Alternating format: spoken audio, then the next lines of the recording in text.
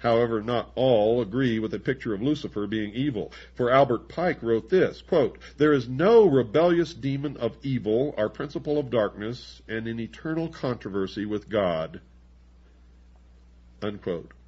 In fact, Mr. Pike believes that Lucifer was not a force of evil, but could be a force for good, and he wrote this in Morals and Dogma, which I forgot to give you yesterday in the bibliography.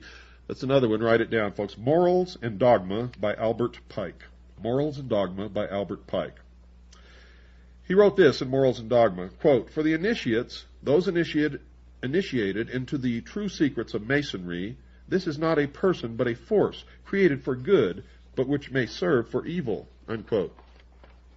To further amplify that belief of Mr. Pike's, it becomes important to quote a letter that he wrote on July the 14th, 1889, to the 23 Supreme Councils of the world.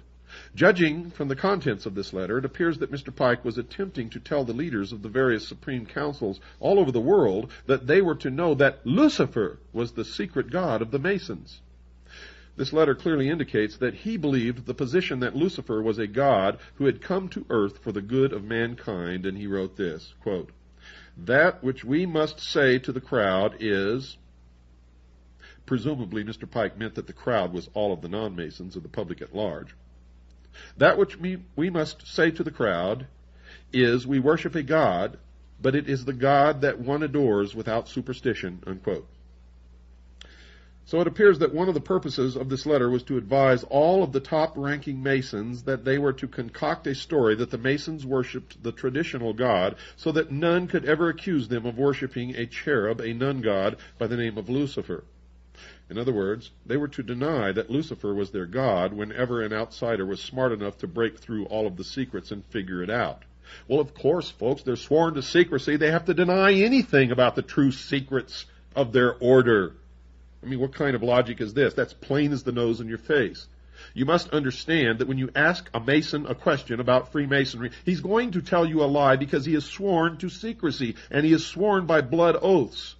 And I know that by the time they've reached the 32nd degree, they've taken at least 32 different oaths swearing them to secrecy. Minimum. So, you should know this already. Now, let's continue, but I'm going to go back and read that part over. It appears that one of the purposes of this letter was to advise all of the top-ranking Masons that they were to concoct a story that the Masons worshipped the traditional God so that none could ever accuse them of worshiping a cherub, a nun god by the name of Lucifer. It's very important. In other words, they were to deny that Lucifer was their god whenever an outsider was smart enough to break through all of the secrets and figure it out, as I and many others have done, as a Ralph Epperson has done. So the secret inside the Masonic order is that Lucifer is their secret god. Any non-Mason today who attempts to explain to any of their Masonic friends or relatives that this is the secret inside the lodge will be met with an instantaneous denial. Every Mason, whether they know the secret of the lodge or not, will obviously deny the accusation because they must. Mr. Pike continued, quote, "You may repeat it to the 32nd, 31st, and 30th degrees. The Masonic religion should be by all of us initiates of the high degrees maintained in the purity of the Luciferian doctrine," unquote. You see, Albert Pike at that time was at the head of all the lodges of Freemasonry of the world, and at the head of the Scottish Rite of Freemasonry in the United States of America. Here Mr. Pike seems to indicate that it is the 30th, 31st, and 32nd degrees that are to be taught the Luciferian doctrine. The direct evidence that the honorary 33rd degree is formally taught that Lucifer is the great architect of the universe will be presented later. But here Pike seems to say that that lesson is to be taught at an earlier degree. Quote, "If Lucifer were not God, would Adonai, the God of the Christians and the Jews, and his priest calumniate," which is defined as spreading false and harmful statements about or to slander, would they calumniate him? Pike makes two incredible statements about Lucifer. One, he is considered to be a god, and two, the priests and the rabbis have it all backwards and are all slandering his name. As has been illustrated, the Bible states that Lucifer is nothing more than a fallen cherub. He's not a god. Yet Mr. Pike clearly states that Lucifer is a god. Now, how can that be? And secondly, those who claim that he is the wicked one are slandering him. Those individuals have it all wrong. And Mr. Pike continued, quote, "The true and pure philosophic religion is the belief in Lucifer, the equal of Adonai," unquote. Adonai also spelled, well, in the first place here it's spelled A-D-O-N-A-Y, and he says Adonai, also spelled A-D-O-N-A-I, is the Hebrew word for God.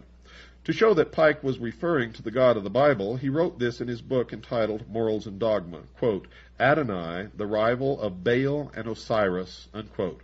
In other words, Adonai is Typhon.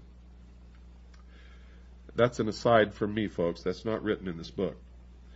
But as you've been listening to this series that I've given you, you know that Adonai, if this is true, if he is the rival of Baal and Osiris, then he is Typhon. As has been illustrated, Osiris is the sun god, and the sun has been shown to be a symbol of Lucifer. Adonai is the rival of Lucifer, both in the Bible and in the writings of Albert Pike. Quote, "But Lucifer, God of light and God of good, is struggling for humanity against Adonai, the god of darkness and evil," unquote. And here once again Mr. Pike writes that Lucifer and Adonai are rivals, and that the religious world has it all backwards. Lucifer is the good god, and Adonai is the god of evil and darkness.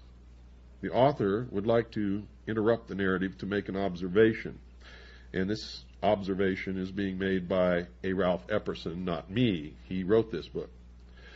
That authenticity of that letter by Albert Pike that was just quoted has been questioned by a variety of writers. It has been reported that Mr. Pike made these comments in an encyclical hand-carried to the meeting of 23 Supreme Councils of the World on July 14, 1889 in Paris, France. This author, meaning A. Ralph Epperson, is willing to concede that the only evidence for the contents of this encyclical consists of it being quoted in a book written by a Frenchman named A.C. de la Rive, entitled La Femme et l'Enfant dans la rank Mécannerie Universelle. I'm not a French speaker, folks, so that's the best I can do. My tongue doesn't do those things. Or at least I haven't practiced to make my tongue do those things. That title translated from French to English means The Woman and Child in Universal French Masonry. A copy of that page that contains that quote and the cover of the book has been supplied to this author, meaning A. Ralph Epperson, by a concerned researcher who had someone locate the book in France for him and make copies of the pertinent pages. The author has read another book that contains the English translation of that encyclical. That book is entitled Occult Theocracy and was written in 1933 by Edith Starr Miller. She cites the book by Mr. de la Rive as her source. She obviously believed that the letter was true and contained the actual thoughts of Mr. Albert Pike. He said it in so many other places, including in his own book, Morals and Dogma, that I also believe that the letter is true, and now I'm speaking as myself, William Cooper.